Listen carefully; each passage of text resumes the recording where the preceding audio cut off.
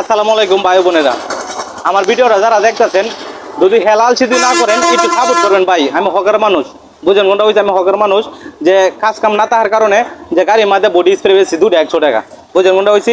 কিন্তু আমি যে কর্মটা করতেছি, যে বডি স্প্রের কর্মটা, এটা হচ্ছে একটা হকারি কাজ, বুঝেন কোনটা হয়েছে, এটা হচ্ছে একটা হকারি কাজ। কিন্তু আমি যে এই কাজটা করতেছি, আমি এই কাজটারই আমি অনেক বড় করতেছি। মানে আমি শর্মাইতেছি না, কোনো কাজই শর্মাইতেছি না। যে আমি বাড়িতে অনেক মানুষই আছে যে ঢাকা কাজ করে, যে ঢাকা কাজ করে, যে টয়লেট পরিষ্কার করে, আর বাড়িতে যে ভিআইপি চাকরি করে, বুঝলেন ওই ভিআইপি কোম্পানির ম্যানেজার। কিন্তু আমরা এটা কইতাম না, আমার এটা কোনের দরকার নাই ভাই, ওটা মিথ্যা কথা কোয়ার দরকার আছে।